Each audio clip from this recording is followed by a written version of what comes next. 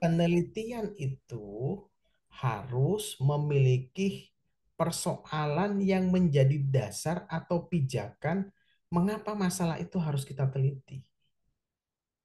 Kemudian, kalau masalah itu tidak ada, maka penelitian itu tidak akan jelas kemana arahnya itu. Kalau tidak ada masalah, maka tidak akan muncul tujuan penelitian. Tidak akan muncul metodologi itu. Sehingga hasil penelitian jika ada masalah itu akan bias.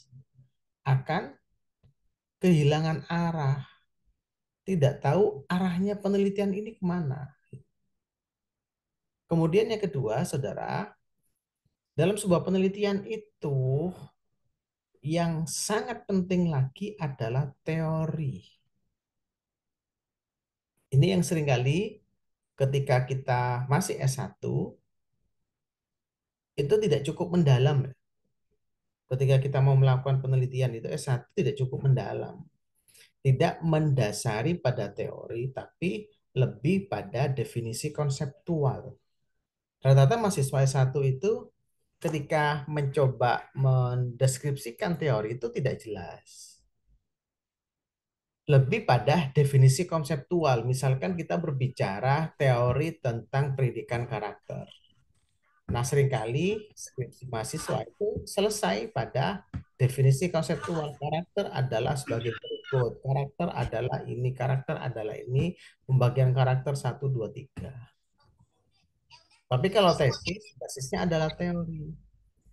Ada dasar, ada dasar teori yang mendasari penelitian itu. Kalau teori itu kan Bapak dan Ibu sekalian, kalau teori itu kan ada yang namanya grand theory, ya. Teori itu kan ada grand theory, ada middle theory, kemudian ada applied theory. Kalau grand theory itu teori dasarnya, teori dasarnya. Nah, Bapak Ibu sekalian, karena panjenengan semuanya adalah basisnya hampir rata-rata itu berasal dari prodi-prodi keagamaan, saya katakan begitu. Maka yang menjadi catatan adalah mohon untuk ayat-ayat Al-Quran itu tidak dijadikan sebagai teori dalam penelitian. Saya mengatakan biasanya teori kan diisi ayat-ayat Al-Quran itu. Ada ayat Al-Qurannya, ada terjemahnya, lain sebagainya. Nah, mengapa itu banyak uh, beberapa jurnal yang tidak bisa menerima itu? Atau dari beberapa ini ya, daripada peneliti tidak menjadikan ayat Al-Quran sebagai teori. Karena kalau teori itu basisnya kan harus diuji teori itu. Teori itu basisnya diuji kebenarannya. Kalau Al-Quran itu kan sudah final. Tidak perlu diuji lagi. Tidak perlu diuji lagi Al-Quran itu. Basisnya sudah final. Sehingga seringkali ketika kita menyampaikan misalkan kajian pustaka, kemudian landasan teori ayat Al-Quran 1, 2, 3, 4, 5, dan banyak sekali. Eh, ada yang mendeskripsikan itu tidak apa-apa. Tapi ada yang mengatakan tidak bisa, itu bukan kajian teori. Bukan kajian teori itu. Karena kalau teori itu harus diuji intinya itu. Pakai Al-Quran itu akan diuji kan tidak. Sehingga dari beberapa hampir kita memahami beberapa jurnal-jurnal ilmiah yang sudah terakreditasi Sinta 3, 2 itu selalu ada catatan untuk tidak menampilkan ayat-ayat Al-Quran secara utuh. Tapi bisa menjadi menegaskan atau menguatkan dari teori yang sudah ada. Menegaskan bahwa teori ini sesuai dengan ayat Al-Quran, hanya surat ini, ayat segini yang menyatakan bahwa mendeskripsikan, tapi tidak perlu diartikan secara menyeluruh di dalam tulisan itu. Itu boleh. Nah, Bapak Ibu sekalian, kemudian yang kedua adalah ketika kita memahami yang namanya sumber masalah itu, berdasarkan mana masalah itu? Didasarkan pada penelitian terdahulu. Jadi penelitian yang baik itu setelah kita identifikasi beberapa masalah dalam penelitian, maka carilah penelitian-penelitian terdahulu itu. Penelitian-penelitian terdahulu yang melatar belakangi dilakukannya penelitian ini. Gitu. Pak, apakah menjadi penting? Penting penelitian terdahulu itu. Karena untuk bisa melihat posisi penelitian kita dengan peneliti-penelitian sebelumnya. Kalau penelitian itu sudah dilakukan oleh peneliti-peneliti sebelumnya, kira-kira novelty atau kebaruan dalam penelitian kita itu sampai di mana? Nah, fungsi penelitian terdahulu itu. Kemudian yang kedua, juga bisa dalam sumber masalah kita menyampaikan Bapak Ibu sekalian terkait, oh kira-kira persoalan ini berkaitan dengan kebijakan pendidikan atau fenomena sosial dan sebagainya. Setelah kita menentukan Bapak dan Ibu, identifikasi masalahnya, sumber masalahnya, kemudian yang harus kita pikirkan dalam identifikasi masalah penelitian adalah kriteria masalah ini layak atau tidak untuk kita angkat, penting atau tidak. Ini menjadi sangat urgen Bapak dan Ibu sekalian ketika kita melihat novelty atau kebaruan dari penelitian kita. Maka penelitian kita itu memang harus aktual. Ada nilai kebaharuan. Apalagi publikasi yang kapasitasnya sudah Sinta 3 atau 2 ke atas. Itu kebaharuan itu paling menjadi sangat penting ketika seorang reviewer jurnal itu melakukan identifikasi layak tidaknya artikel itu untuk bisa dipublikasikan. Kemudian yang kedua itu memiliki relevansi. Memiliki hubungan dengan antara tema penelitian, judul penelitian, rumusan masalah, identifikasi masalah sampai tujuan. Kemudian memiliki signifikansi sama, kemudian masalah itu bisa diteliti. Kemudian bisa memiliki kebermanfaatan. Nah, Bapak Ibu sekalian, banyak penelitian-penelitian itu yang tidak memiliki nilai kebaharuan atau aktual. Contohnya, misalkan mahasiswa menyampaikan, Pak, saya mau meneliti tentang profesionalisme guru di misalkan SMA A misalnya.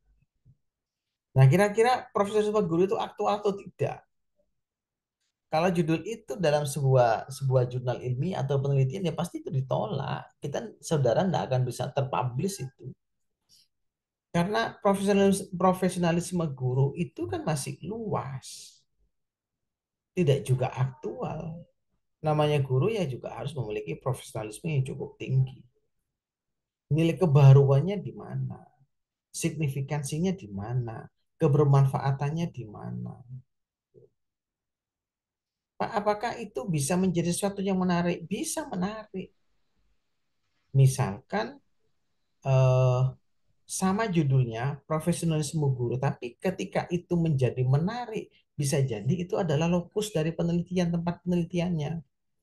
Contohnya adalah profesionalisme guru PAI bagi anak suku bagi suku anak dalam di kepulauan atau di Jambi. Itu kan menarik. Profesionalismenya menjadi biasa guru PAI, tapi bagaimana profesionalisme guru itu dibangun untuk mengajarkan nilai-nilai keislaman di masyarakat suku anak dalam. Maka suku anak dalamnya itu yang menjadi novelty, yang menjadi kebaharuan, menjadi keunikan.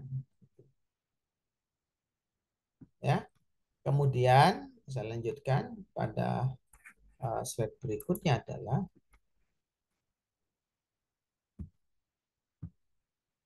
terkait dengan kajian teori dan penelitian terdahulu. Tadi sudah kita sempat singgung Bapak Ibu sekalian terkait dengan penelitian terdahulu.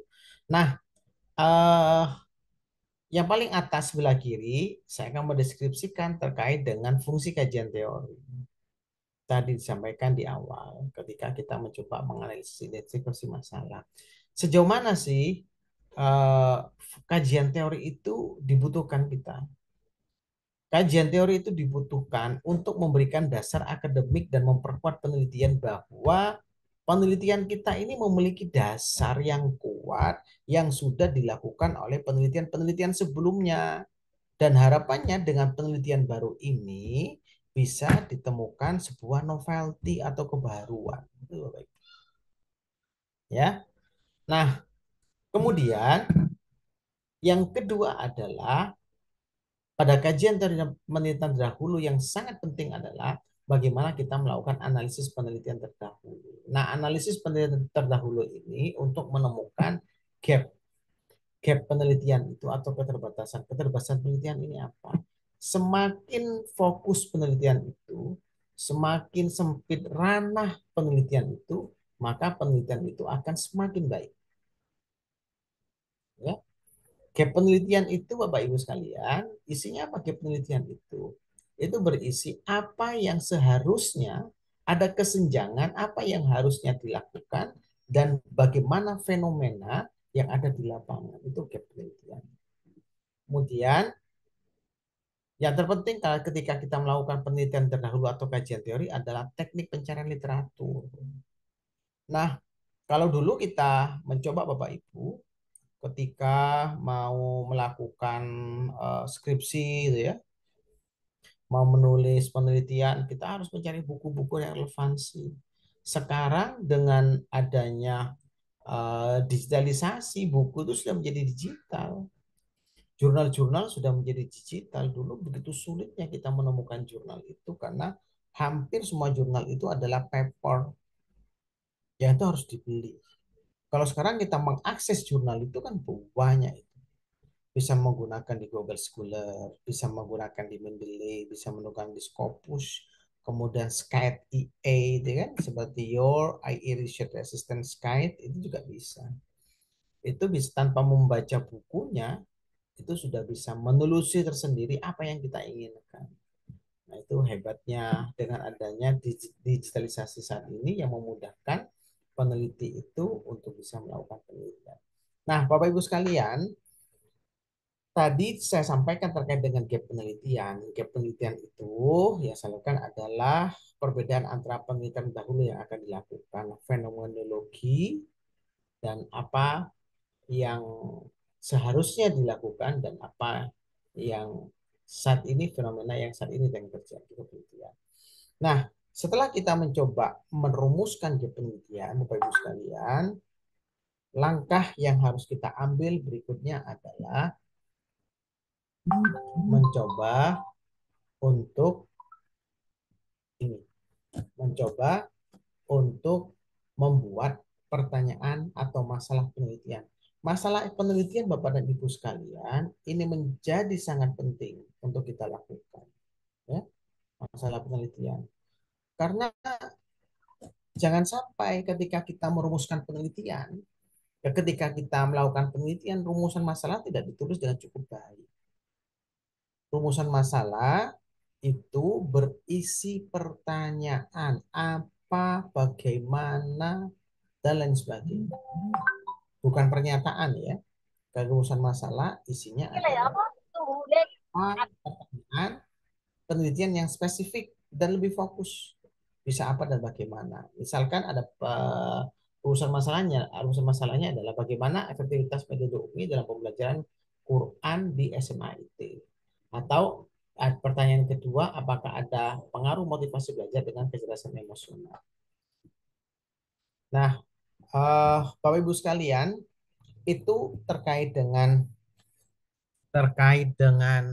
materi dari proposal penelitian. Saya anggap selesai itu. Selanjutnya adalah kita akan membahas Bapak dan Ibu terkait dengan kerangka proposal penelitian yang Bapak Ibu akan susun. Jadi nanti akan kita bagi 3 penelitian itu. Ada sifatnya penelitian kualitatif, ada penelitian kuantitatif, dan ada penelitian yang sifatnya adalah studi pustaka. Nah, terserah jenengan mau pilih yang mana dari 3 kerangka proposal tesis itu. Kalau penelitian kualitatif itu basisnya adalah lapangan.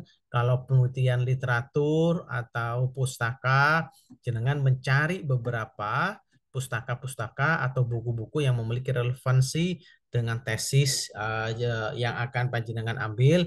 Kemudian kalau kuantitatif adalah banyak berkaitan dengan mata kuliah statistik yang diajarkan oleh dosen pengampu. Tinggal mau pilih mana jenengan itu. Nanti bisa kita konsultasikan secara bersama-sama ya, kita coaching bersama-sama sehingga dengan mata kuliah proposal tesis ini Bapak Ibu sudah menemukan arah kemana penelitian tesis ini harus saya tulis. Tuh ya. Nah, saya coba mulai dulu Bapak dan Ibu dari itu sudah saya share di grup penelitian yang kapasitasnya adalah kualitatif. Bentar, saya ambilkan dulu kualitatif. Apa ini ya? Nah ini kualitatif. Nah ini penelitian kualitatif Bapak dan Ibu sekalian. Ya. Nah dalam penelitian kualitatif Bapak dan Ibu, struktur proposal tesisnya adalah yang pertama adalah pendahuluan bab satunya. Yang kedua adalah eh, pendahuluan itu terdiri dari satu latar belakang masalah. Latar belakang masalah ini berisi tentang fenomena saat ini pendidikan yang terjadi di lapangan. Ya. Fenomena apa yang terjadi di lapangan itu? Yang kedua, ya tergantung judulnya nih ya. Judulnya adalah yang kedua adalah menunjukkan adanya kesenjangan gap tadi itu antara harapan dan kenyataan. Apa yang diinginkan, ada gap, kemudian secara real bagaimana. Nah, itu ya. Yang ketiga adalah urgensi penelitian serta relevansinya terhadap pengembangan pendidikan itu apa penelitian ini. Yang keempat adalah dalam latar belakang Bapak Ibu sertakan data, sertakan hasil observasi awal atau studi terdahulu. Itu harus ada penelitian-penelitian sebelumnya. Nah, kemudian poin selanjutnya dalam pendahuluan adalah identifikasi masalah. Identifikasi masalah ini rumusan sebelum kita persoalan, sebelum kita melakukan rumusan masalah. Jadi di latar belakang masalah itu akan muncul beberapa identifikasi masalah. Nah, setelah kita menemukan banyak identifikasi masalah itu, lakukan pembatasan masalah, Bapak Ibu. Fungsinya apa batasan masalah itu? Agar penelitian kita tidak melebar cukup jauh. Nomor 4 adalah setelah kita menentukan pembatasan masalah, langkah yang kita ambil adalah menyusun pertanyaan-pertanyaan penelitian itu untuk merumuskan rumusan masalah. Biasanya kalau kita sudah menemukan rumusan masalah, maka kita dapat menentukan tujuan. Tujuannya apa penelitian itu?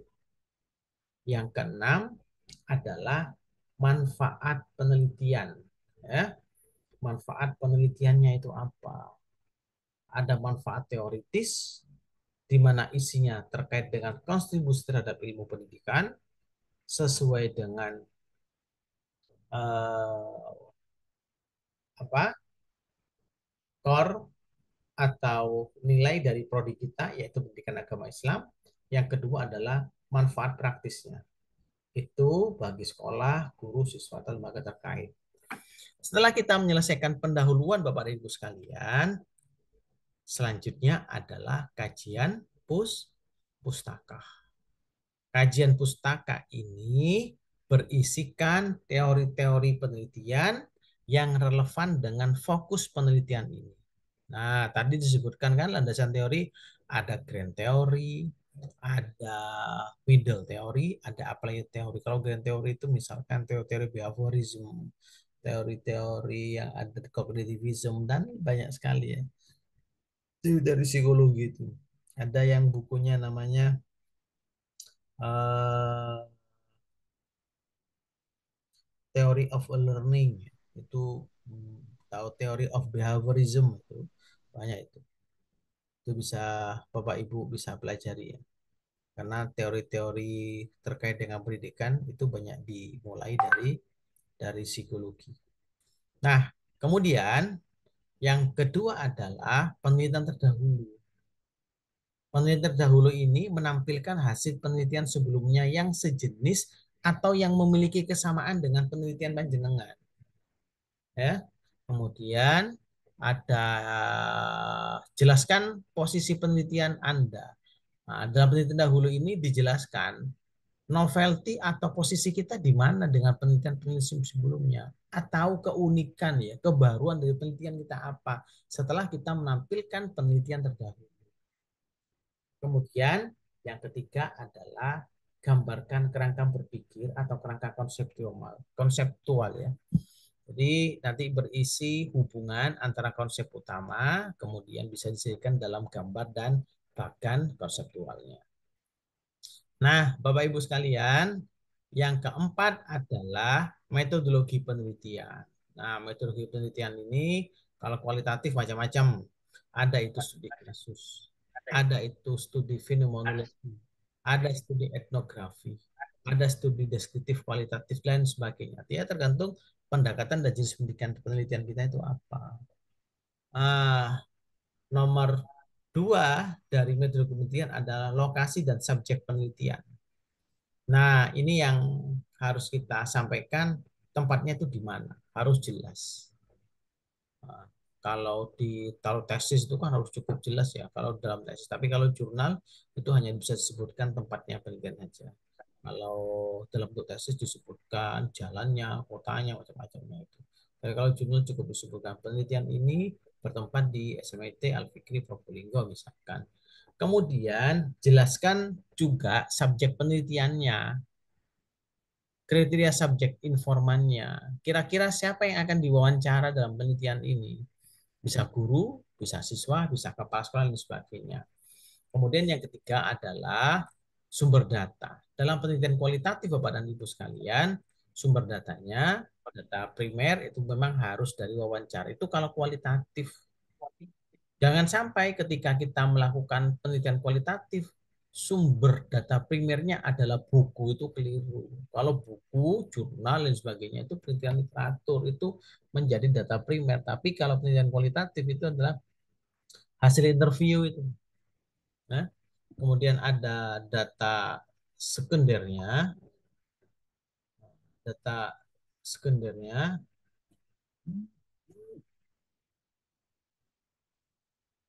bentar.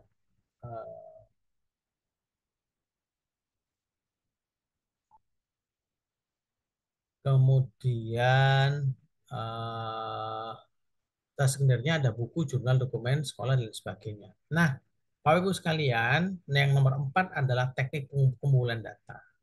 Teknik pengumpulan data itu dapat melakukan observasi, bisa melakukan wawancara, kemudian dokumentasi. Kemudian teknik analisis data itu kalau sudah kualitatif, kalau di tesis wajib menggunakan model Miles and Haberman. Itu dari reduksi data, mendisplaykan data, naikkan kesimpulan dan sampai verifikasi. Nah, kemudian yang keenam adalah pengecekan keabsahan atau triangulasi. Nah, triangulasi dalam penelitian kualitatif Bapak Ibu kan begini. Contoh triangulasi itu begini. Misalkan kita meneliti kepala sekolah. Itu kan tidak hanya misalkan kita meneliti tentang tadi tuh ada penelitian yang judulnya terkait dengan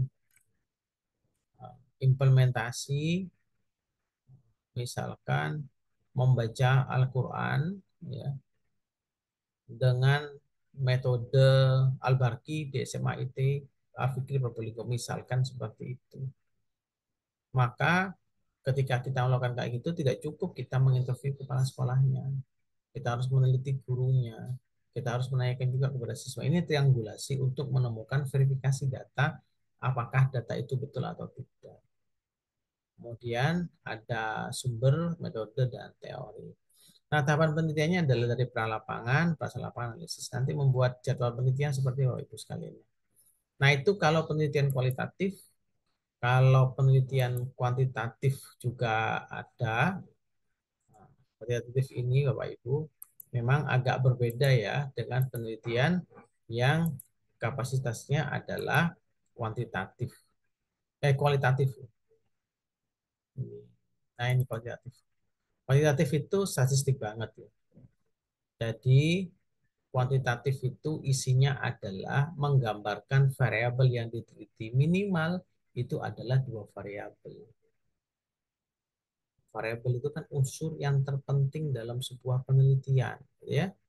Contoh, misalkan kita membuat judul pengaruh penggunaan metode UMI terhadap penguasaan kosakata bahasa Arab siswa SMA IT Al-Fikir Baru. Misalkan seperti itu. Maka sangat berbeda Bapak Ibu dengan latar belakang masalahnya dengan kualitatif tadi. Kalau kuantitatif ini, yang pertama adalah memaparkan fenomena empiris yang terjadi di lapangan. Karena kalau penelitian kuantitatif itu kan ada yang mengatakan untuk menguji teori yang ada. Teorinya sudah ada. Apakah betul sih metode UMI itu mampu meningkatkan penguasaan kosakata bahasa Arab? Dan kemudian yang kedua menjelaskan hubungan antar variabel yang teliti. Ada berapa variabel ya? Ada dua variabel. Yang pertama adalah metode pembelajaran, yang kedua hasil hasil belajar. Nah, Bapak Ibu sekalian, dalam penelitian kuantitatif kita perlu menyertakan data kuantitatif awal, hasil survei atau hasil studi sebelumnya. Ya. Kemudian selanjutnya adalah mengakhiri urgensi penelitian dan kontribusinya terhadap dunia pendidikan.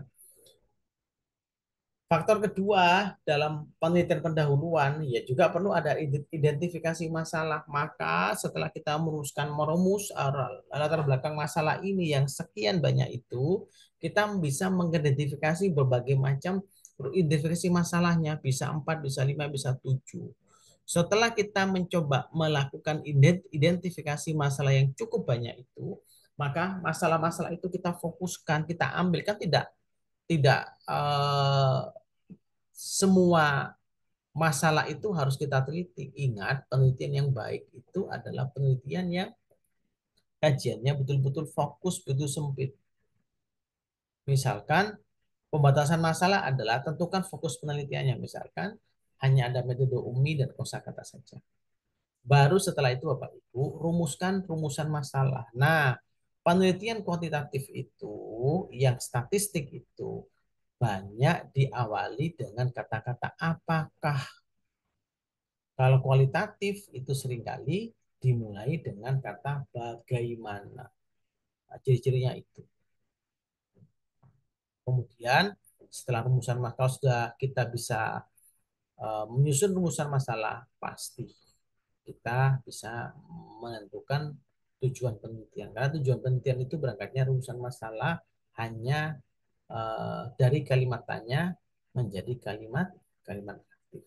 Contohnya, kalau di rumusan masalah, apakah ada pengaruh tujuan penelitiannya, kemudian untuk mengetahui pengaruh itu, menjelaskan signifikasi pengaruh itu, menjelaskan pengaruh, besar pengaruh, dan sebagainya. Setelah itu kita yang keenam adalah manfaat penelitian. Itu untuk memperkaya kajian tentang efektivitas metode pembelajaran. Ya. Nah, Bapak Ibu sekalian, sama seperti penelitian kualitatif seperti yang saya sampaikan tadi, maka untuk penelitian kuantitatif juga harus ada yang namanya kajian pustaka. Tapi kajian pustaka beda dengan penelitian kualitatif. Kalau kajian pustaka kuantitatif isinya apa? Isinya setiap uraikan teori yang terhadap setiap variabel itu. Kalau teori tadi ada dua variabel yang penting, yang pertama adalah terkait dengan metode UMI, yang kedua adalah pengusahaan kosakata. Maka teori ini yang harus kita kuatkan. Yang pertama adalah eh, terkait dengan teori metode UMI, kemudian yang kedua pengusahaan kosakata atau pembelajaran bahasa. Nah, yang nomor dua kajian teori adalah menjelaskan hubungan antar variabel dengan mengutip beberapa referensi ilmiah. Yang kedua, Bapak Ibu sekalian, dalam kajian pustaka adalah harus memberikan penelitian terdahulu yang relevan. Sajikan 3 sampai 5 penelitian sebelumnya. Setelah itu membandingkan temuan mereka dengan fokus penelitian kita, novelty-nya ada di mana. Nah, selalu ketika kita mencoba melakukan penelitian itu, novelty itu selalu ditanyakan. Fokus penelitian kita itu ada di mana, itu ya. Kemudian setelah itu yang kita sampaikan adalah kerangka berpikir, kemudian hipotesis penelitian. Nah, metodologinya itu berbeda dengan kualitatif. Kalau kuantitatif itu misalkan jenis penelitiannya bisa eksperimen, ya. Eksperimen itu ada kelas kontrol, kemudian ada kelas eksperimen. Misalkan pengaruh metode UMI terhadap eh, penguasaan kosakata bahasa Arab, misalkan begitu. Maka kalau kita melakukan penelitian yang jenis penelitiannya adalah eksperimen, maka kita gunakan dua kelas. Yang satu adalah kelas kontrol, yang kedua kelas eksperimen. Kelas kontrol itu kelas yang tidak diberlakukan diberlakukan apa metode pembelajaran umum, tapi metode pembelajaran biasa. Tapi yang kelas eksperimennya adalah dikasih metode pembelajaran umum gitu. Kalau mereka korelasi ini hubungan. Kalau komparatif membandingkan satu kelompok dengan kelompok yang lain, kalau ada yang namanya deskriptif kuantitatif, ini menggambarkan fenomena saja Bapak Ibu. Nah, dalam penelitian kuantitatif Bapak dan Ibu itu nanti bisa dijelaskan oleh dosen ini dosen mana? Dosen pengampu metodologi penelitian ya. Untuk yang apa populasi dan sampel itu lebih dijelaskan oleh Bapak Ibu dosen yang mengampu mata kuliah metodologi penelitian. Saya hanya menyampaikan hal-hal yang sederhana saja. Nah, populasi dan sampel penelitian itu kalau populasi seluruh subjek ada populasi, ada sampel, ya, teknik mengambilnya adalah random forcing proporsi sampling yang bisa disampaikan oleh dosen yang mengampu statistik. Kemudian uh, kita melakukan variabel penelitian dan definisi operasional. Sudah di sini ada instrumen penelitian, ada teknik pengumpulan data, teknik analisis data, dan jadwal. Saya kira itu Bapak dan Ibu sebelum saya melanjutkan teknik sekarang teknik menyusun proposal ya. Teknik menyusun proposal.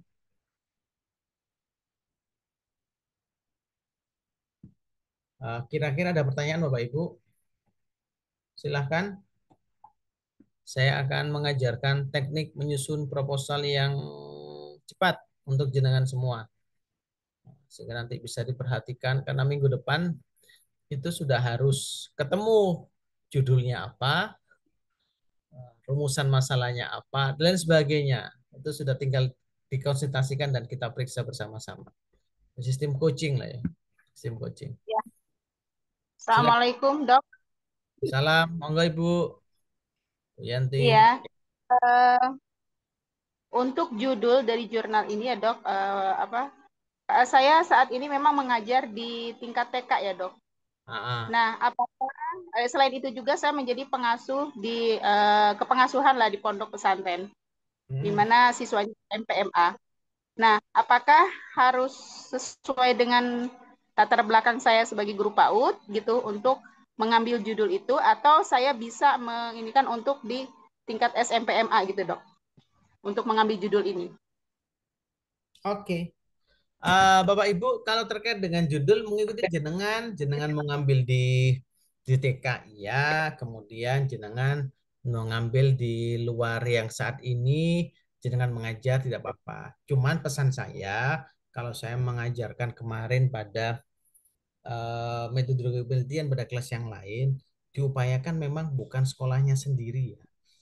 Jadi kalau sekolahnya sendiri, biasanya nanti kalau pertanyaan dari penguji, itu akan ditanyakan subjektivitasnya itu sampai di mana. Objektivitas panjenengan lebih baik subjektif ya. Lebih bagus itu menggunakan sekolah yang beda di mana panjenengan itu sebagai peneliti. Itu jauh lebih lebih fair saya kira. Karena kalau kita meneliti tempat di mana kita ada pasti eh, subjektivitas cukup cukup kuat sih Bapak Ibu. Sehingga tidak mampu menampilkan apa yang sesungguhnya diharapkan oleh peneliti. Apalagi kita sebagai kepala sekolah menulis sendiri kepala sekolah kita jadinya bukan meneliti novel itu paparan deskripsi itu gitu ya. Monggo terserah Bapak Ibu ya. Nanti bisa jenengan meneliti di TK yang berbeda atau nanti bisa di SMP atau SMA atau di lingkungan yang lebih memiliki keunikan ya, lingkungan sosial dan sebagainya. Itu Bu ya. Assalamualaikum Pak, izin bertanya Pak. Salam G Pak Ipun. Iya, iya Pak. Saya Atar dari ini Pak di Kairo Pak domisili. Nah ini Masya Allah. Jam ya berapa sekarang ini? di sini jam 4 lebih 15 Pak. Masya Allah. Apa malam ya? Malam sore? Sore Pak. Sore sore oke tidak apa-apa ya.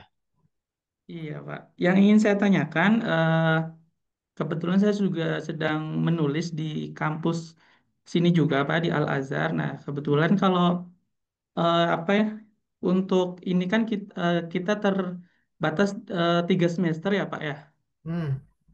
di IAD begitu. Nah kalau untuk penelitian tadi, untuk penelitian lapangan, sepertinya untuk saya kan tidak memungkinkan karena sedikit sekali institusi pendidikan yang berbahasa Indonesia di sini gitu. Ada sih satu atau dua begitu Pak, Sekolah Indonesia Kairo dan apa ya TK Kairo kayaknya Pak. Gitu. Nah, Hmm. menurut Bapak kalau saya mengambil studi pustaka itu bagaimana Pak? Tidak apa-apa. Bapak Ibu ada studi pustaka atau studi literatur. Itu bisa. Kalau mau keren lagi ada studi bibliometrik. Tapi bibliometrik itu ada ininya. Ada kursus, bukan kursus ya, ada pelatihannya. Kemarin kita eh, melakukan kurs karena itu memakai beberapa ini ya, memakai beberapa tool sehingga kalau di Surakarta itu bayarnya sekitar 3 juta per orang. Tapi itu satu hari langsung jadi itu. Langsung jadi penelitian sudah langsung siap submit. Jadi tesis itu bisa diselesaikan dalam satu hari. Satu hari dan kemarin bisa sudah langsung terbit di Scopus. Saya coba menata teman-teman bisa ndak itu kita lakukan pelatihan tapi dengan biaya yang cukup murah misalkan sampai 500 atau 1 juta bisa ndak ya. Karena itu bibliometrik namanya Pak. Itu di atasnya studi literatur. Tapi Bapak mungkin solusinya studi literatur aja Pak. Pustaka Oke, itu baik Pak. sudah saya tampilkan di grup itu beberapa Iya Pak. matrik-matrik studi literatur. Gitu, tidak apa-apa. Yang penting selesai eh, tesisnya dan publish tesisnya. Ya, itu ya. Baik Pak. Oke, silakan yang Kak, lain.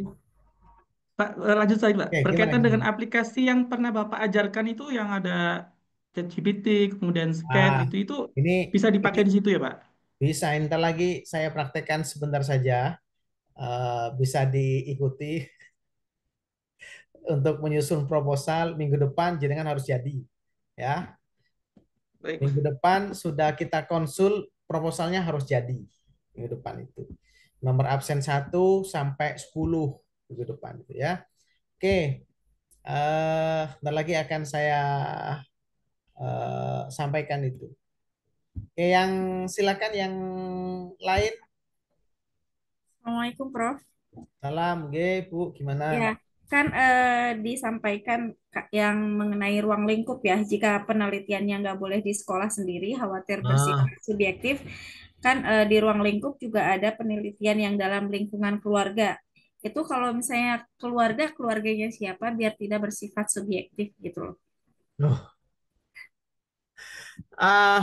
Bapak Ibu, penelitian keluarga itu misalkan bagaimana penelitian keluarga itu banyak itu. Pendidikan agama Islam kalau mungkin kemarin belum saya sampaikan ya kelas yang ini misalkan penelitian keluarga. Pernah berpikir tidak jenengan itu melakukan penelitian bagaimana sih pendidikan anak bagi perempuan yang bekerja sebagai buruh pabrik? Itu masalah enggak? Masalah itu. Buruh pabrik itu berangkat setelah jam 4, setelah subuh setengah 5. Jam 5 dia sudah berangkat, pulang-pulang jam 7 malam. Bagaimana proses pendidikan seorang ibu yang bekerja sebagai buruh pabrik, dia mampu menterbiah anak-anaknya itu. Diserahkan kepada kita kan, kita belum tahu itu gimana proses pendidikannya itu. Bagaimana dia akan memberikan ruh nilai-nilai keislaman, bagaimana dia akan mengajarkan nilai-nilai kelembutan dan sebagainya sebagai seorang ibu. Itu kan berumas persoalan keluarga itu kan. Yang kedua misalkan, pernah enggak berpikir bagaimana pendidikan bagi seorang yang kapasitasnya sebagai bapak tunggal? Tahu bapak tunggal? Bapak tunggal itu bapak yang ditinggal oleh istrinya, apakah cerai atau mati dan sebagainya, tapi dia berprofesi sebagai ayah yang tidak menikah lagi. Kemudian bagaimana dia menggantikan peran peran ibu, bagaimana dia menggantikan peran bapak, dan bagaimana internalisasi nilai-nilai pendidikan yang diberikan kepada anaknya itu. Nah, itu kan menarik. Yang kedua, ketiga, bagaimana pendidikan bagi seorang yang kapasitasnya sebagai ibu tunggal? Ibu tunggal itu kapasitasnya bagaimana? Kemudian atau dalam lingkungan sosial, itu misalkan bagaimana pendidikan anak-anak yang orang tuanya bekerja sebagai pekerjaan yang tidak pada biasanya. Coba diteliti itu. Misalkan eh, saya pernah meneliti dengan mahasiswa itu bagaimana sih pendidikan yang notabene-nya seorang perempuan itu bekerja sebagai wanita tunasusila. Bagaimana dia mengimplementasikan nilai-nilai keadaban kepada anaknya. Bagaimana dia mencoba apa ya, mencoba untuk memberikan nilai-nilai keislaman pada anaknya itu. Kan ada ketika di Doli itu, ketika Prof. Nursam itu kan menulis tentang agama-agama pelacur misalkan. Ternyata anak-anaknya itu disekolahkan di SD Muhammadiyah. Anak-anaknya itu disekolahkan di SD Ma'arif. Itu artinya sense, rasa, kepedulian dan sebagainya itu kan cukup kuat bahwasanya saya boleh pekerjaan sebagai seorang pelacur dan sebagainya, tapi anak saya tidak boleh menjadi seperti saya sehingga harus saya sekolahkan di SD Muhammadiyah, di MI Muhammadiyah, di MI Ma'arif dan sebagainya. Nah, ini kan nilai yang tidak pernah, sisi-sisi yang tidak pernah diteliti. Sehingga ini menjadi unik. Itu lingkungan keluarga sosial ya. Keluarganya siapa? Ya keluarga yang menjadi persoalan itu. Siapa yang akan diteliti? Minimal kalau di lingkungan sosial itu ada lima inilah, lima responden lah Ibu ya. Yang harus kita ini. Biar itu menjadi kuat. Oke ya. Berarti tetap membuat angket ya, Pak? Bukan. Kalau penelitian lapangan itu tidak perlu angket. Kalau angket itu penelitian yang kapasitasnya kuantitatif itu angket. Kalau lapangan itu data primernya adalah interview. Gitu ya. Oke. Silakan yang lain.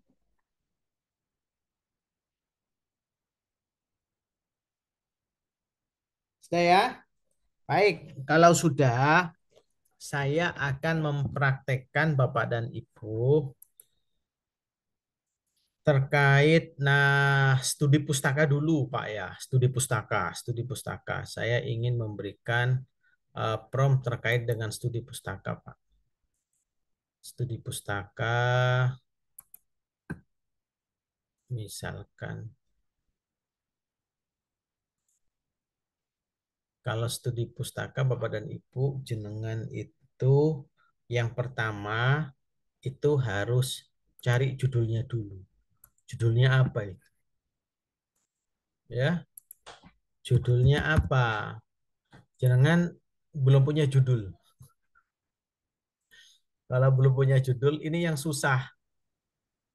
Apa ya judulnya ya? Ditanya, jangan kan ditanya masalah. Masalahnya apa? Enggak ada masalah, Pak. Itu kan berat.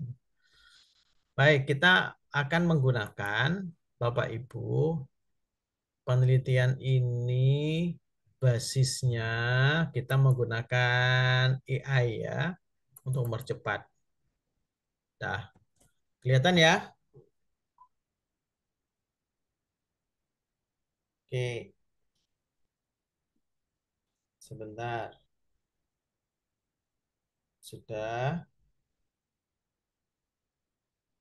Nah, ini adalah saya gunakan Chat GPT Premium ya.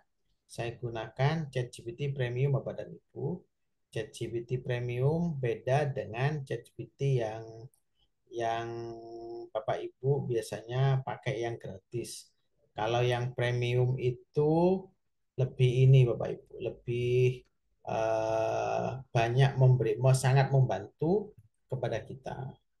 Tapi ya memang membayarnya cukup cukup banyak Bapak Ibu. Cukup banyak. Nah, oke ya. Eh, dari sini misalkan Bapak Ibu ingin mengajukan judul penelitian. Buat aja di sini. Berikan contoh berikan 20 misalkan 20 judul penelitian terhadap penelitian literatur ya. Literatur gitu ya. Lihat 20 judul penelitian literatur terkait konsep pendidikan ya, konsep pendidikan keluarga, terkait dengan konsep pendidikan keluarga berdasarkan ayat Al-Quran. Sekarang begitu. Kita ingin mendapatkan contoh beberapa judul penelitian ya terkait dengan konsep pendidikan keluarga berdasarkan Al-Quran yang memiliki clue-nya begitu Bu ya, healthy yang tinggi. Maka saya klik ini, dia akan membantu kita.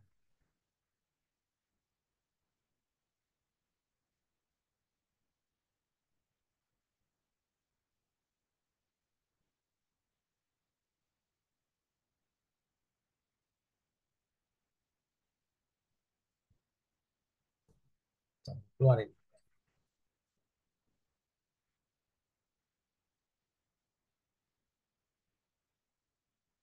Dia sedang mencari.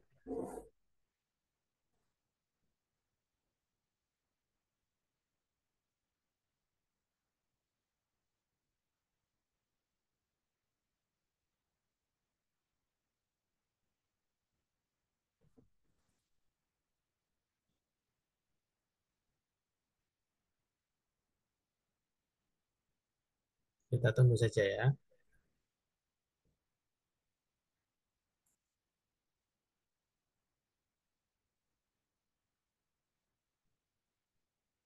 Nah, sudah keluar Pak Ibu.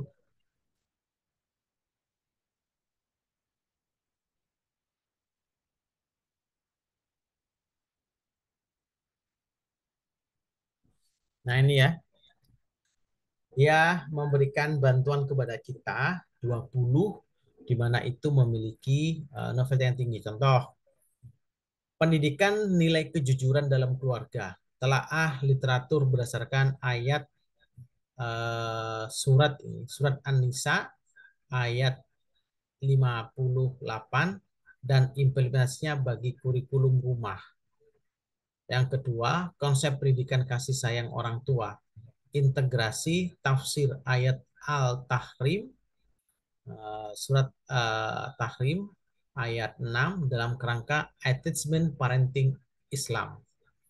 Yang ketiga, model pendidikan finansial keluarga berdasarkan prinsip Al-Baqarah. Oh, banyak sekali Bapak Ibu. Sampai 2 bulan ini memiliki nilai novelty cukup tinggi. Kita ambil misalkan yang pertama. Sambil yang kedua aja ya. Nah, ini saya copy yang di sini Bapak Ibu. Saya copy ya. Kemudian saya ke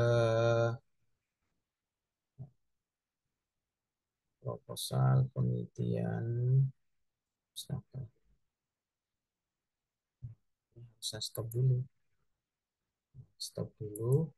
Saya ke penelitian pustaka. Ya Bapak Ibu ya. Kita ini yang ini kita kalau saya hapus dulu aja Bu. Ini judulnya diganti begini. Ganti tadi judulnya ya. Ini judul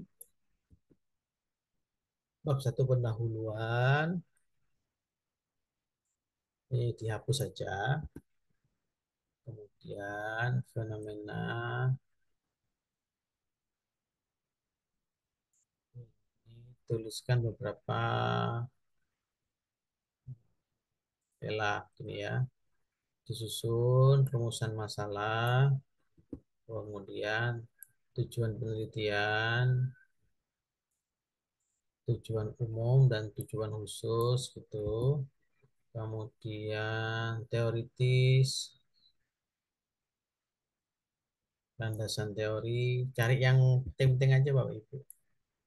Tujuan penelitian, tampil berhasil penelitian, dijelaskan keamanan, research gap, alur berpikir,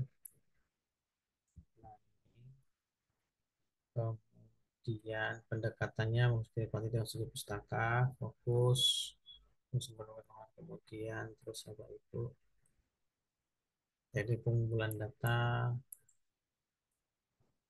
ya, kemudian teknis, isi,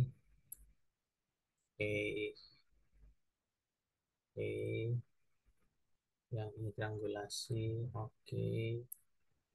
Nah, kita simpan yang ini, simpan, kita tutup Bapak dan Ibu. Nah, setelah itu kita ke ChatGPT lagi ya, minta bantuan. Nah, kita masukkan di ini Bapak Ibu file tadi. Kita taruh di mana file tadi itu? Maka saya taruh di kerangka proposal tesis penelitian ini. Itu. Ya.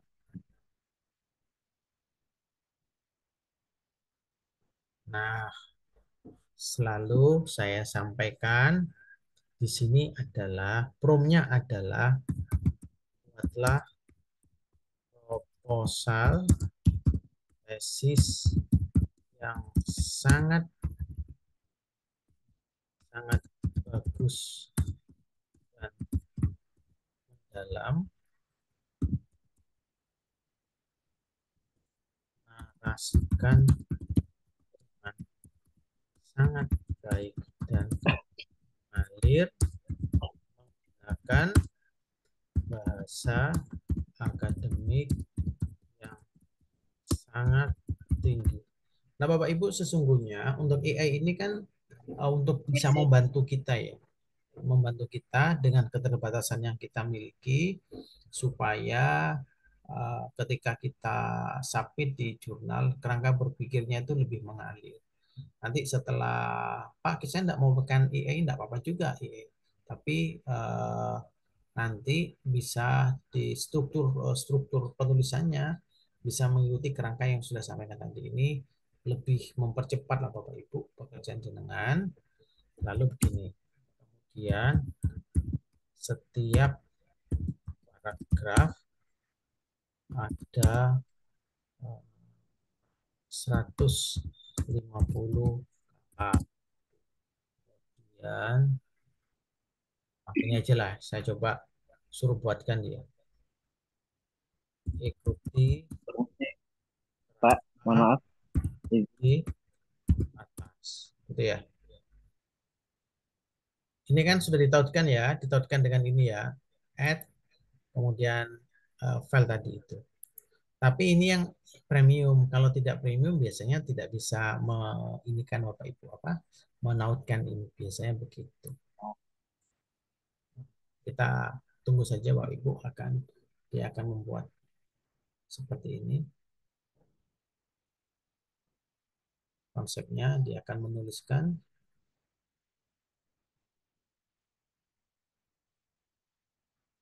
Nah, ini kan latar belakang 150 kata, tuliskan. Kemudian identifikasi masalah, sudah pembatasan masalah, tuliskan. Nah, pertanyaannya dituliskan, tujuannya sudah, manfaatnya,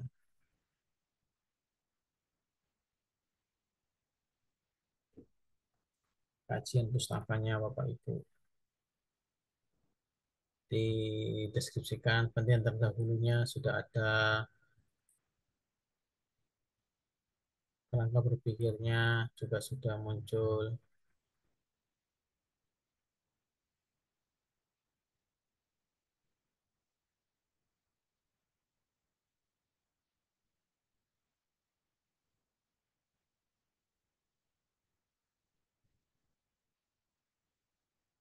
Nah, selesai itu. Metode penelitiannya sudah. Lalu jadwal bab 4 jadwal penelitian daftar pustaka. Ya, apakah saya lanjutkan? Ya. Ada pertanyaan, apakah akan dilanjutkan? Nah, ini saya lanjutkan.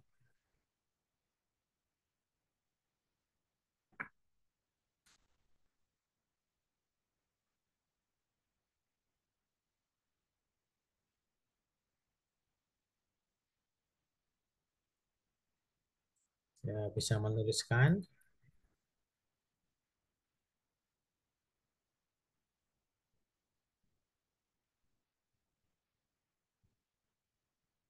Ini yang sesuai dengan yang tadi. Ini sudah lengkap dengan daftar pustakanya, Pak. Ada Creswell, dan sebagainya.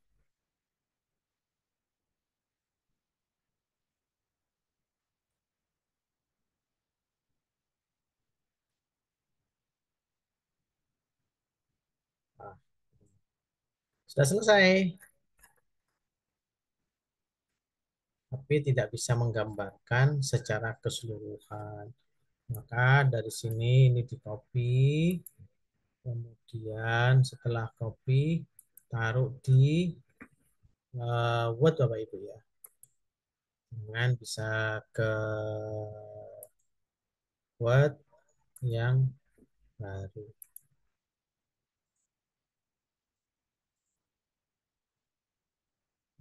Ini ya.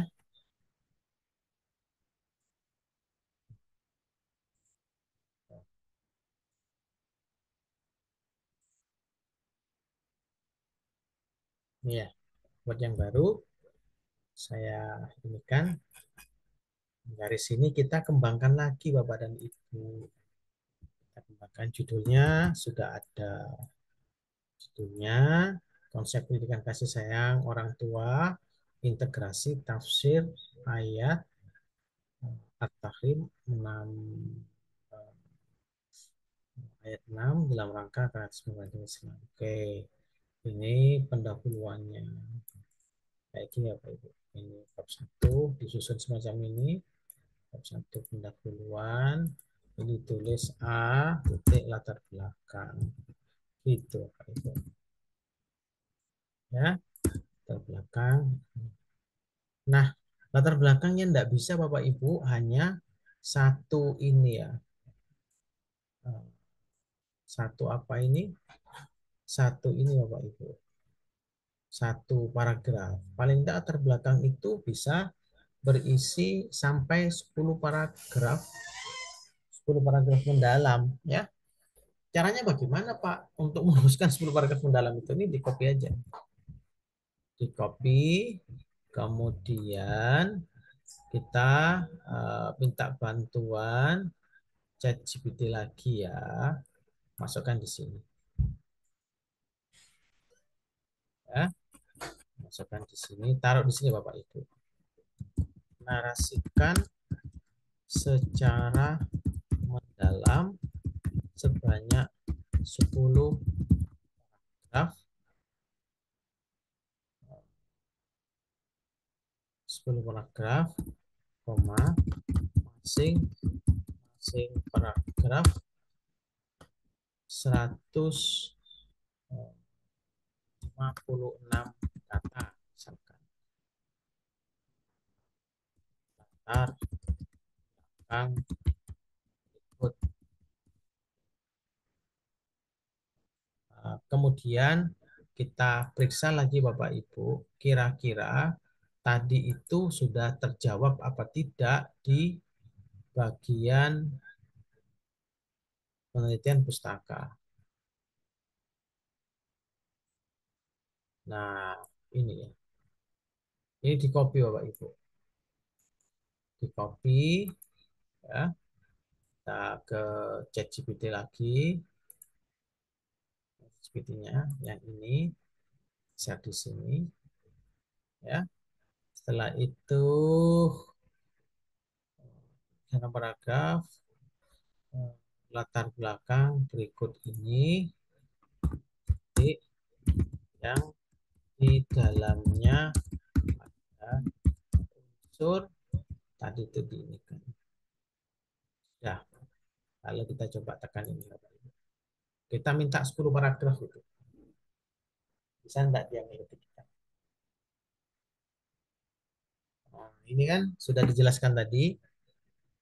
Harus ada bahasa kredit tinggi, sistematif, argumentatif, memuat unsur urgensi, fenomena, teori, relevansi literatur.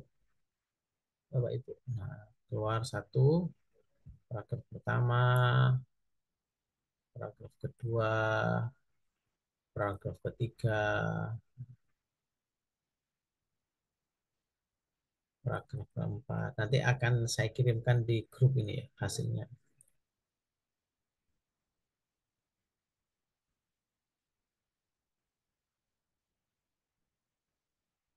Nah,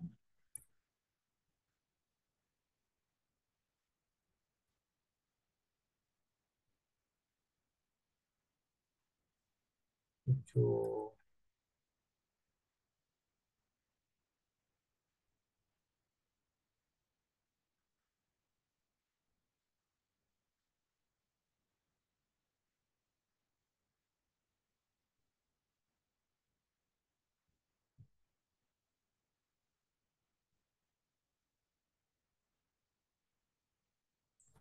Sudah? Oke. Kita tutup dulu. Berangkat lagi ke mana? Nah ini. Nah, ini kan tadi kan dari sini itu diganti Bapak dan Ibu. Dipaste di sini. Ya. Tadi kan sudah kita copy ya. Saya paste di sini.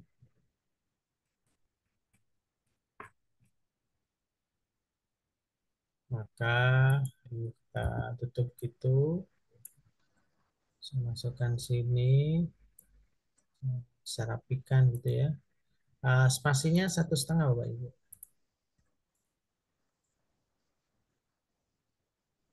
Ini juga sama. Kita hilangkan paragraf-paragrafnya dulu. Ya.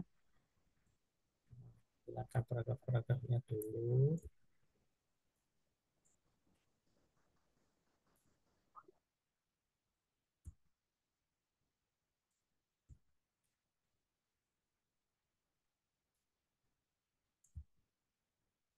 Oke. Nah, itu kita rapikan. Rapikannya begini. Rapikan paragrafnya. Ini 1,5 paragraf. Saya. Coba Ibu. Selesai. Ya, sudah bisa. Ini sudah cukup jadi proposal 10 paragraf di latar belakang itu. Kemudian jangan lupa Bapak dan Ibu, setiap ini tidak bisa kita publikasi di jurnal. Kenapa tidak bisa? Ya karena semuanya tidak ada rujukan. Tidak ada rujukannya semuanya itu. Maka dibutuhkan rujukan. Cara mengambil rujukan bagaimana? Saya copy yang di sini. Artinya apa yang kita sampaikan tadi itu memang harus ada rujukannya. Ada basis pustakanya. Siapa yang mengatakan ini? Kan tidak mungkin 10 paragraf itu adalah hasil atau karya kita berpikir. Gitu ya? Kita berpikir ya. Nah, oke, tidak bisa. Maka kita butuh yang namanya, ini saya copy, telaah pustaka. Nah, kalau mau jenengan mau cari, ya silakan setiap kalimat itu pustakanya ada di mana. Maka saya copy di sini, saya copy, saya ke yang namanya aplikasi berikutnya. Itulah aplikasi namanya Skype, Bapak Ibu. Skype AI Assistant. Skype AI Assistant ini itu ya premium tapi enggak cukup mahal kalau yang ini. Beda dengan yang ChatGPT tadi. ChatGPT tadi ya lumayan seberapa 135 atau berapa. Kalau yang ini sekitar 35.000 atau 16.000 ada itu. Enggak terlalu mahal kalau ini. Sebentar saya sketnya settle di mana ya.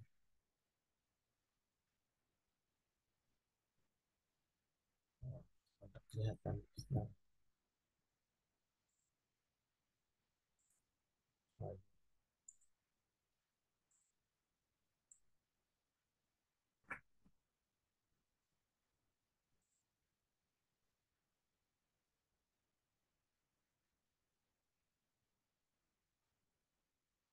Nah, ini. Ya. Nah, ini namanya Skype EA. Saya masukkan di sini, maka saya ingin mendapatkan informasi literatur ya. Literatur apakah yang saya tuliskan dalam satu paragraf tadi memiliki landasan teori atau tidak? Atau ada jurnal-jurnal yang mensitasi sebelumnya atau tidak? Maka saya tuliskan di sini, buatlah referensi dari paragraf berikut ini dari jurnal bereputasi internasional, misalkan begitu, misalkan aja ya. Kalau saya go gitu.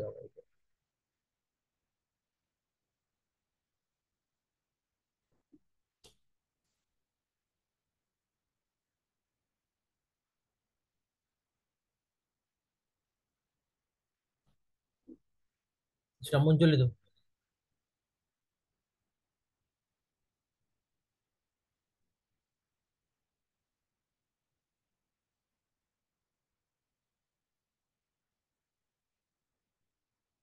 Nah, biasanya Bapak dan Ibu, kalau kita minta bantuan dari Skype ini, satu paragraf itu bisa menjadi 4 atau 5 paragraf. Ya, kita ambil aja dari 5 paragraf itu yang penting yang mana. Bisa kita ambil semua, bisa kita tidak ambil semuanya. Maka saya copy yang di sini kan. Sampai ke bawah, sampai inilah. Biasanya kalau di sketch ini pada akhir kalimat Bapak dan Ibu, kalimat-kalimat itu ada ininya, ada yang namanya kesimpulan. Kesimpulannya tidak perlu kita ikutkan. Kalau mau kita ikutkan, itu tidak apa-apa. Saya copy di sini. Saya copy ya. Kemudian jangan lupa ini ekspor, kemudian RIS.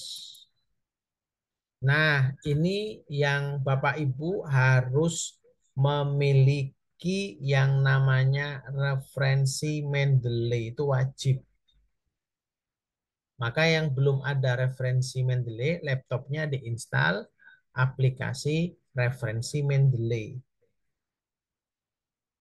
Nah, biasanya aplikasi Mendeley ini membutuhkan laptop yang bersih. Kalau laptop yang kena virus, biasanya referensi ini tidak ini Bapak Ibu, tidak berfungsi dengan cukup baik. Saya klik aja yang ini, open ininya. Tapi kalau kita punya referensi Mendeley, itu akan otomatis akan keluar Pak Ibu. Nah, kelihatan ya. Kalau yang sebentar. Kelihatan.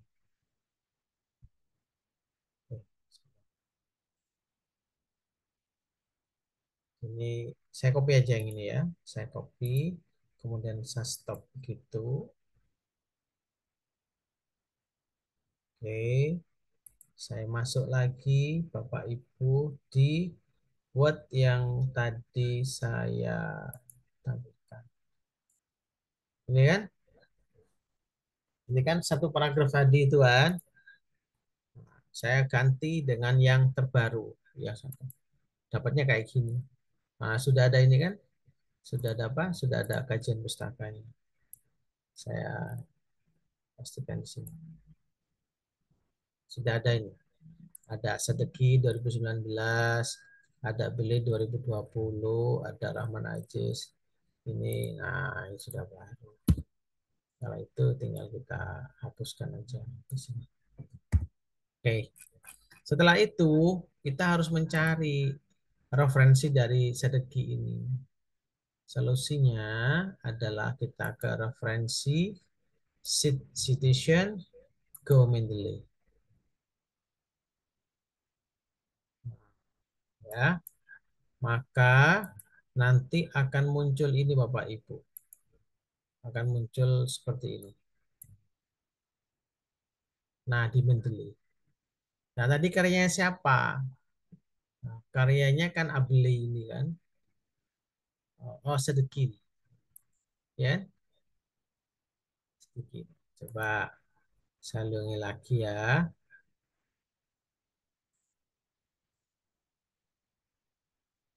Yang ini.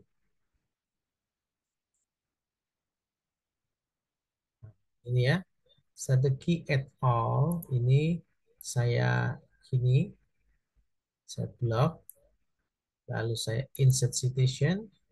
Saya yes. Saya go to Mendeley. Maka saya ke go to Mendeley.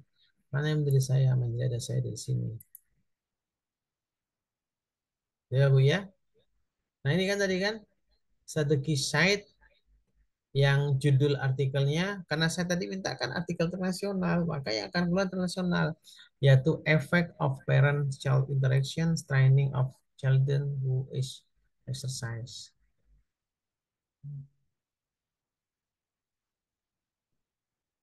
Di sini, nah setelah ini klik, ini biasanya ada sheet ya. Pada muncul sheet. Ini setelah itu di sini ada sheet Bapak Ibu, klik sheetnya. Karena ini memang tidak langsung.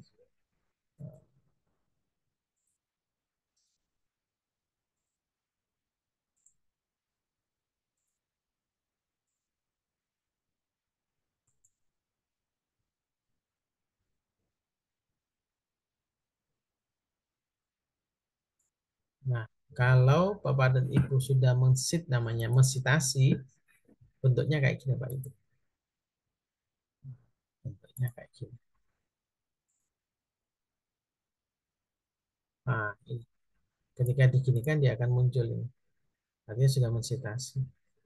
Kalau penulis banyak itu, kalau tulis satu cukup diginikan. Terus banyak itu muncul. Kalau saya lebih suka add all.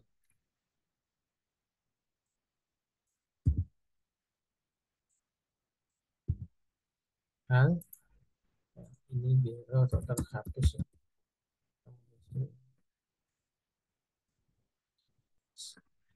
Gitu Pak Ibu. Kemudian kita cari, oh Abeli lagi, yang Abeli ini saya see insert citation, kemudian nanti akan muncul kita ke Mendeley itu, ya akan muncul Mendeley, muncul kayak gini. Oh kok seteki ini.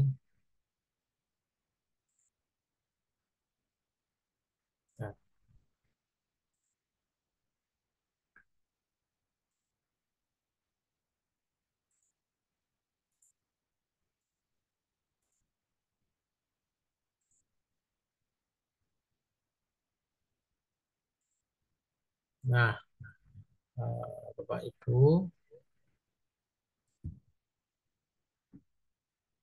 nah paling bawah sebentar ya.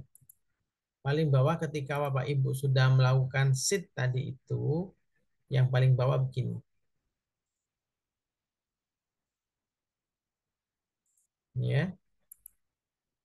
Yang paling bawah aja, taruh paling bawah. Ini di sini membuat referensi ya. Tapi referensi dari Mendeley itu. Lalu insert bibliografi. Akan muncul Pak Ibu. Kita tanpa menulis daftar pustakanya. Ini dari mana, ya kan? Kita ke atas lagi, kita mencari referensi yang Abeli ini. Nah, caranya adalah ini, kemudian insert citation, yes, go to Mendeley. Lalu ini ada sheet namanya. Klik ketika sheet akan muncul. Sedikit lagi. Saya bukan sedikit tapi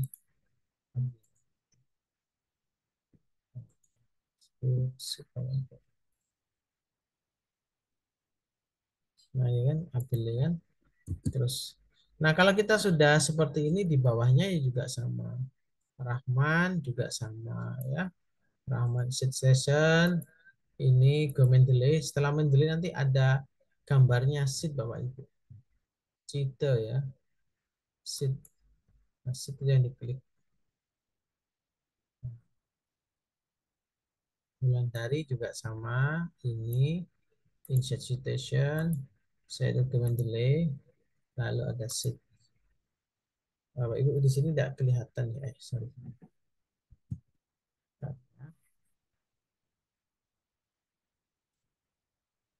Ada bulan dari citation. Yes.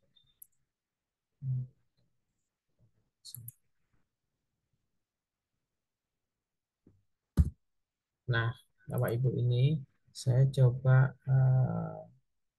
kayak tadi ya, insert citation, domain delay. Nah, ini tidak muncul, saya akan ke jadi ini ke Mendeley-nya Bapak Ibu. Nah, ke Mendeley-nya, Mendeley ada ini ya. Ke ini Mendeley-nya.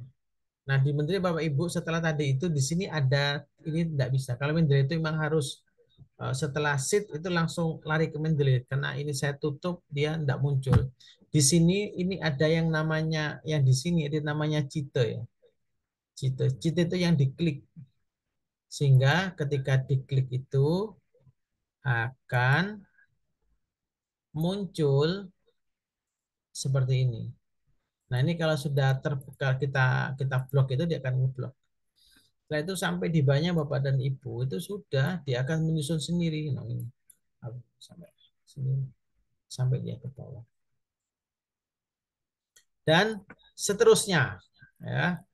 Jadi dan seterusnya ketika kayak begini juga sama yang ini juga ada kata kita mau kita kasih ini. Tapi kalau kita sudah berbicara yang ini juga sama. Nah, kalau kita sudah berbicara urgensi penelitian tidak perlu karena itu seakan-akan kalau yang di atas ini kan perlu ada ini, ada landasan ininya ya, landasan pustakanya, landasan teorinya ya. Karena ini menggambarkan sesuatu yang real apa bukan real ya tapi memang harus ada kajian pustakanya ini Artinya bahwa dalam setiap kalimat ini harus ada pijakan teorinya. Contohnya, ayat At-Tahrim 66 memberikan fondasi normatif yang sangat kuat dalam menegaskan tanggung jawab orang tua dan sebagainya. Ini kan bukan pendapat, tapi ini sepertinya ada beberapa kajian terdahulu yang mengatakan konsep ini, sehingga kita harus mencari referensi ini dari mana. Tapi beda halnya ketika itu kapasitasnya adalah fenomenologi, dan itu seakan-akan menjadi ini, menjadi apa? Menjadi landasan kita berpikir setelah kita mendeskripsikan dari atas sampai ke bawah itu tentang judul dari penelitian ini, mengapa penelitian ini harus kita bahas dengan landasan-landasan teorinya, maka selanjutnya kita harus punya pijakan sendiri, alasan sendiri yang itu hasil pemikiran kita. Nah, ciri-cirinya misalkan urgensi penelitian ini tidak hanya muncul dari problem empiris. Ini kan maknanya bahwa ini alasan kita secara pribadi mengapa penelitian ini harus dilakukan. Gitu. Kalau alasan itu dari orang lain ya janganlah. Jadi memang ada biasanya ada 2 atau 3 paragraf sebelum diakhiri itu bagian dari statement kita sebagai peneliti, kayak gitu. Secara teoritis penelitian ini memperkuat pemahaman bahwa kasih sayang. Secara praktis penelitian ini kan pendapat-pendapat kita sampai itu ke bawah. Nah, kalau sudah ada dari perspektif akademik mengandung kebaruan, nah, ini tidak perlu ada landasan teori, gitu Pak Ibu. Nah, kalau kita berbicara identifikasi masalah, Pak, identifikasi masalah ini perlu enggak? Ya juga perlu juga. Tidak hanya 1 paragraf begitu, tapi kita membutuhkan beberapa paragraf. Contoh, setelah kita copy, tadi kita share lagi ke mana ChatGPT-nya ya. Nah, ini Skype kayaknya. ChatGPT tidak muncul. Kita ke ChatGPT Bapak Ibu. Ini kayaknya. Nah, ini ya. Kita masukkan sini, narasikan menjadi identifikasi, tidak banyak-banyak, 3 paragraf dalam. Nah, kita begitukan, dia akan muncul.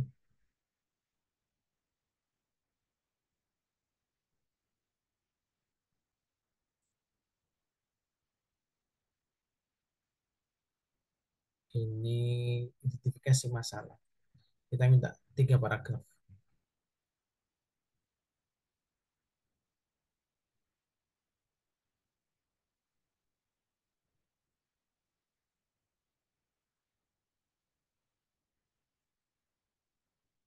Anfusakum wa ahlikum nar.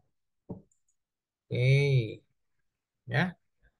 Setelah itu Bapak dan Ibu kita ke tulisan tadi. Di sini ini kita ganti dengan yang barusan kita dapat ChatGPT itu. Oke. Kemudian ini ya.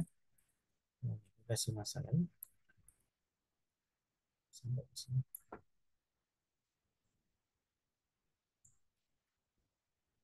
Kemudian kita ke paragraf ini. Ini dibuat Bapak Ibu ya, dibuat 1,5 paragraf.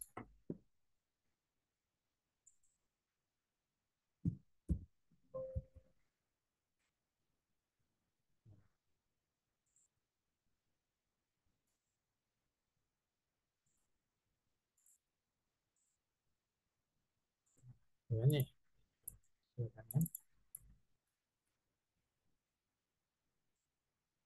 itu.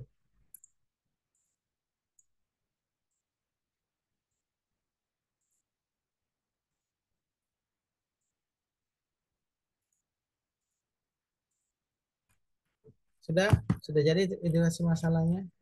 Jadi 3 paragraf. Nah, Bapak Ibu, kalau membuat ini agar tidak diketahui bahwa itu ada hasil karya ChatGPT, ini biasanya ada ini. Kelihatan ya? Semua kelihatan. Ada ini Bapak, ada penghubung. Penghubungnya ini dihapus. Kalau banyak penghubung biasanya wah dari ChatGPT kelihatannya begitu. Nah, pembatasan masalah juga sama, mau dibuat paragraf, 3 paragraf, terserah. Tapi kalau rumusan masalah saya kira tidak perlu, karena rumusan masalah ini sudah dalam bentuk riset penelitiannya. Gitu. Oke ya, tujuan penelitian, andai kata mau dibuat 2-3 paragraf ya silahkan. Manfaat buat 3 paragraf, monggo terserah, jenengan bisa mengimprovisasi. Kalau landasan teori juga harus kita menggunakan SCAD itu. Penelitian terdahulu harus pakai SCAD itu. Kerangka berpikir juga sama. Baru metode penelitian sampai ke bawah. Nah, saya kira itu Bapak Ibu sekalian. Sudah jam 9. Sampai di sini ada yang ditanyakan? Semoga selesai ya. Prof, Insya izin Allah semoga bertanya. dimudahkan, Pak. Prof, izin bertanya, Prof. Iya. Kan tadi di proposal penelitian itu kan kita ngeklik referensi tuh. Nah, untuk referensi itu ditulisnya di daftar pustaka, di bawah daftar pustaka, atau di footnote yang di setiap halaman. Oke. Mungkin gini. Bentar. Saya search dulu.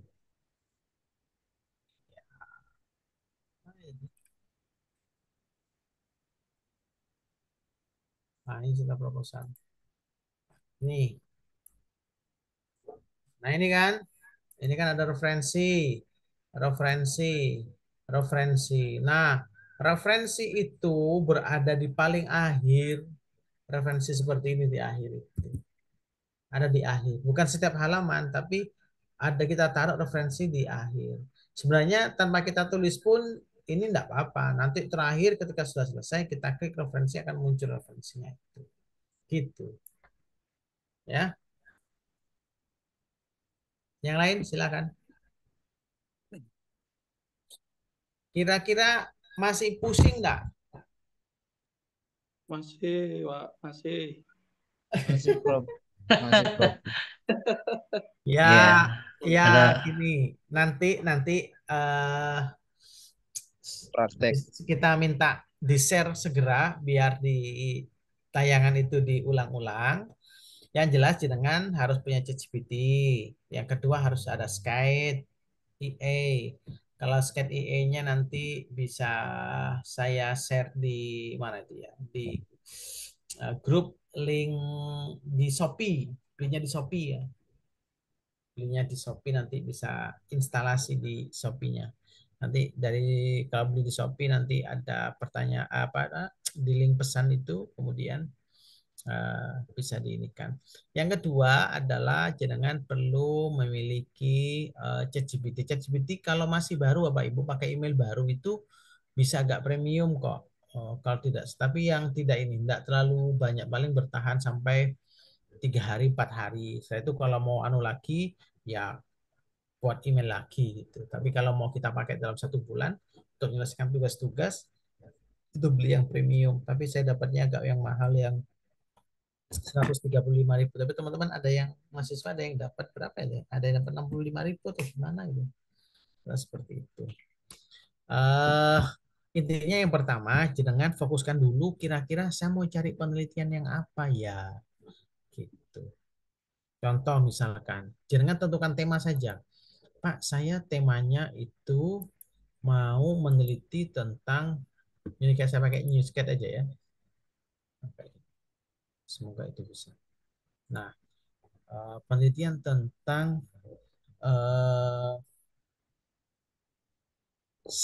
spiritualitas di dalam, ini kan tadi kan yang penelitian pustaka ya. Sekarang saya minta bagaimana mungkin masalahnya kualitatif. kualitatif misalkan.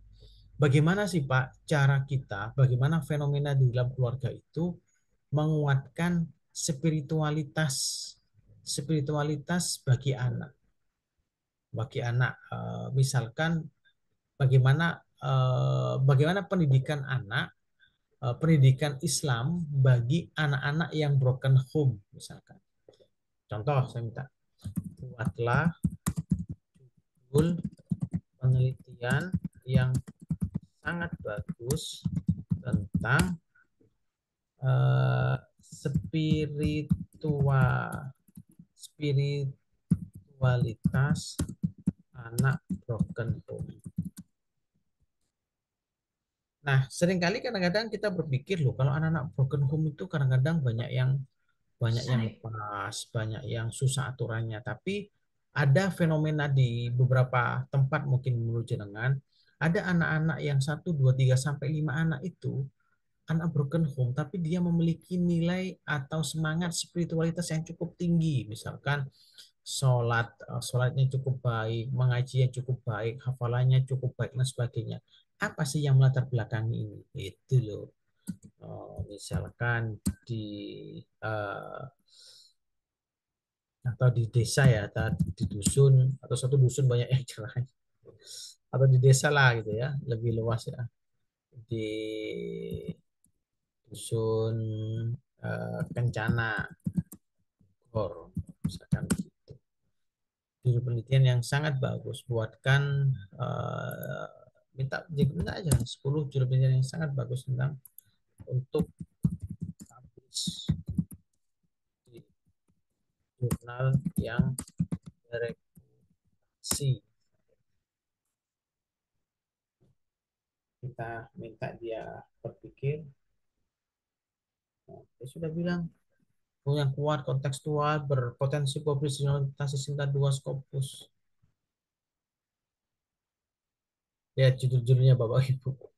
Membaca suara sunyi, spiritualitas anak broken home di Dusun Kencana Bogor dalam bingkai fenomenologi kebermanaan hidup. Keren, ini sudah ada ini. Kebermanaan hidup itu fokusnya adalah Van Manen Frickel, itu teoritisnya. Belum ada itu kan? Bingkai teori tentang kebermanaan hidup, spiritualitas. Ini pakai teori barat. Relasiensi spiritual anak broken home, studi kualitatif di Dusun Kencana Bogor berdasarkan teori coping religious Pergamen, menyoroti bagaimana doa, ibadah, simbol agama menjadi strategi bertahan dan mengurai disfungsi keluarga. Ketika doa menjadi rumah, spiritualitas sebagai mekanisme adaptasi anak broken home.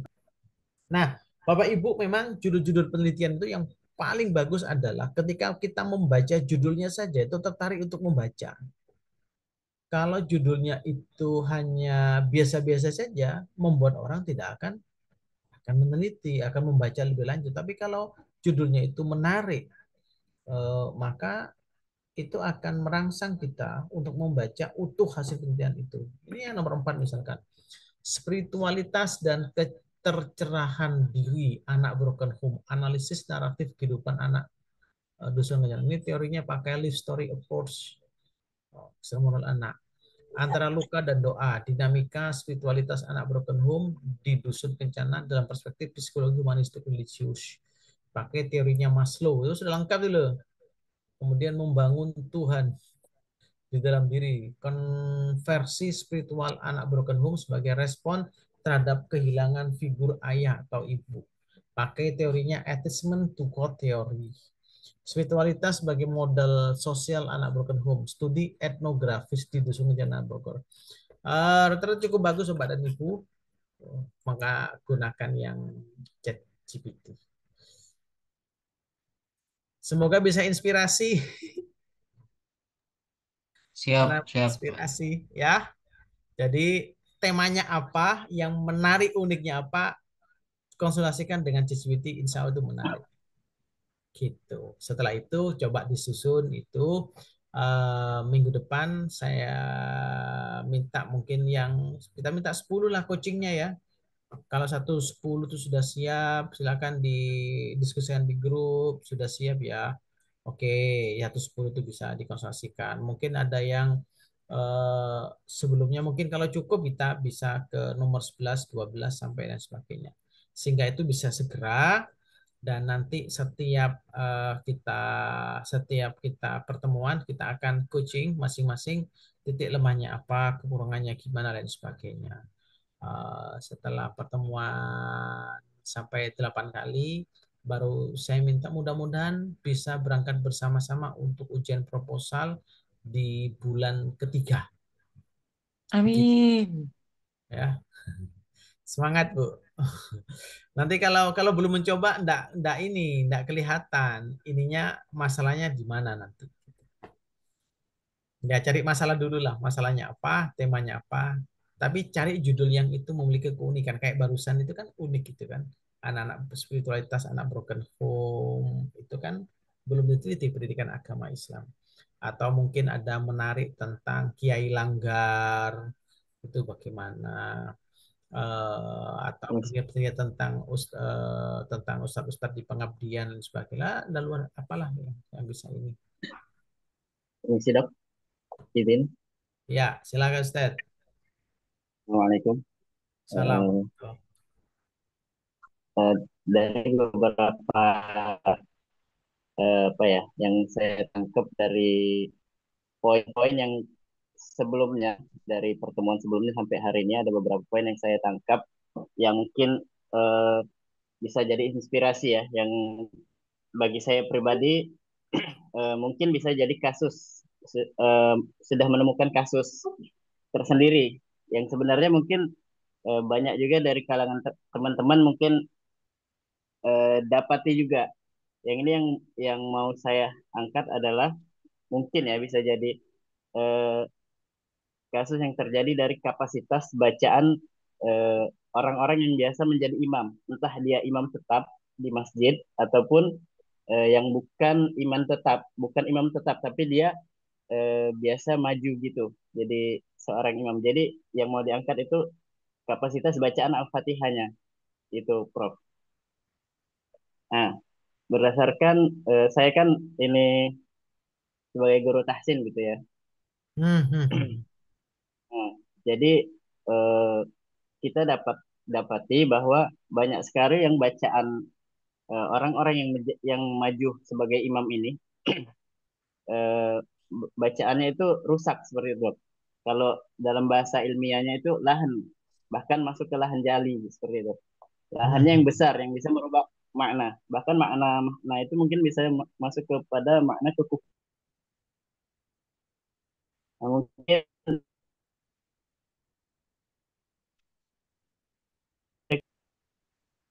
tadi udah sempat juga, halo, Ya, sempat oke. juga cari di chat GPT.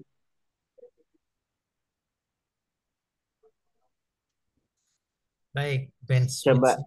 Halo. ikuti atur dari, nah, ya silakan itu, Bob. Oke, gini. Itu bisa juga, itu namanya fenomenologi, Pak. Penelitian fenomenologi. eh Nanti bisa dikonsultasikan dengan ChatGPT untuk mendapatkan judul, misalkan fenomena fenomena pembacaan Al-Fatihah oleh imam di desa mana. Gitu. Atau kesalahan imam dalam membaca Al-Fatihah. Itu coba aja sih. Saya coba ya. Coba kita konsultasikan bagaimana perspektifnya ChatGPT itu. Oke. Misalkan 10 judul. kualitas bacaan Al-Fatihah, fenomena ya. Fenomena, kualitas atau kesalahan imam baca Al-Fatihah misalkan di 3 masjid agung misalkan gitu ya. Buatkan 10 judul. Oke, gimana dia jawabnya?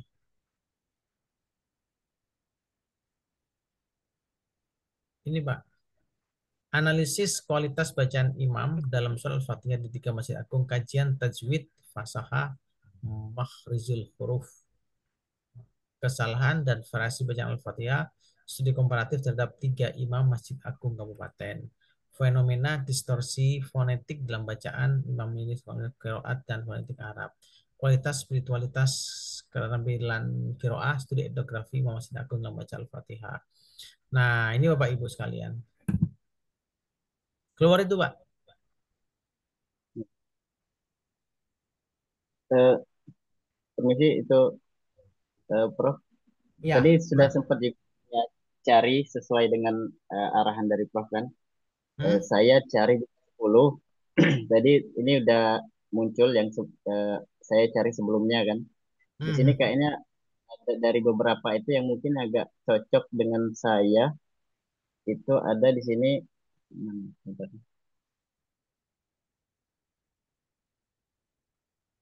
Ini dok, eh, Hmm. perbandingan perbandingan antara bacaan imam dengan standar ilmu tartil. Titik dua, literatur tentang ketidaksesuaian dan solusi pendidikan bacaan Al-Fatihah. Boleh itu. Boleh. Berarti di sini kalau saya mungkin menilai secara sekali lewat, kalau seandainya saya mengambil itu, berarti saya ada penelitian ke imam-imam yang mungkin baik dia bermasalah dalam bacaan tartilnya tadi, standar tartil tajwid ini, eh, ketidaksesuaiannya kita dapat. Kemudian berarti saya juga memberikan solusi seperti itu, Dok. Jadi Solusi begini, dari saya. kalau penelitian itu, Pak, penelitian itu meneliti. Tidak bisa ketika kita melakukan penelitian, itu kita menawarkan solusi di dalamnya. Jadi eh, basisnya adalah objektivitas kita ya. Jadi kita hanya menggambarkan penelitian, tidak kita hanya bisa memberikan rekomendasi, tapi tidak mencoba menjelaskan itu. Kecuali ketika kita mengarang buku, Pak.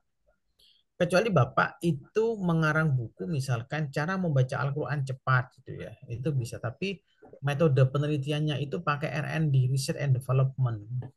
Jadi nanti ada buku atau apa yang bisa memberikan kemampuan anak membaca Al-Quran cepat, atau kemampuan seseorang bisa membaca bacaan Al-Quran itu secara baik dan fasih pakai metode apa. Itu namanya penelitian Research and Development. Tapi kalau penelitian lapangan, kita tidak bisa kemudian, oh kalau begitu solusinya seperti ini, ya tidak. Jadi karya ilmiah tidak menyajikan itu. Jadi memang ada tempat-tempatnya, Pak. Misalkan ketika penelitian kualitatif, kita hanya merekomendasikan, oh perlu dilakukan penelitian penelitian terbaru tentang apa-apa-apa. Hanya menyajikan data kita. Data hasil penelitian kita seperti ini loh. Ternyata dari 5 imam masjid yang kita lakukan analisis, dari ininya tiga-tiganya memiliki kapasitas yang cukup baik, ditinjau dari tajwidnya, ditinjau dari 1, 2, 3. Sedangkan yang 2 tidak memiliki kemampuan ini gitu. Menyajikan data. Ustaz ya? Jadi solusi maksud di sini eh, kita hanya memberikan istilahnya hanya deskripsi solusi menurut kita, safety kita gitu. Iya, oke. Berdasarkan kesimpulan itu. Ya, ya Bapak Ibu disusun aja dulu. Setelah disusun, nanti Bapak Ibu bisa kita coach ya, coach dengan kami. Kalau bisa besok sudah jadi naratifnya Pak ya, naratifnya latar belakangnya bagaimana sehingga bisa kita telaah lebih bicara. Gitu. Saya kira gitu Bapak Ibu. Ini sudah 9:23, tak terasa ya. Cukup tuh Bapak Ibu ya, cukup. Terima kasih untuk semua, sehat selalu. Semoga kita diberikan kemudahan untuk menyelesaikan tugas. Oke. Ya, terima kasih untuk semua. Mari kita tutup dengan bacaan hamdalah dan kafaratul majlis.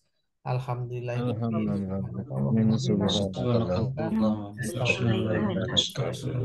Terima kasih untuk semuanya Bapak Ibu. Assalamualaikum warahmatullahi wabarakatuh. Waalaikumsalam warahmatullahi wabarakatuh. Terima kasih, Prof. Presensi, Jazakallah khair. link presensi. Sama, Bu. Seperti yang kemarin. Sama. Sama.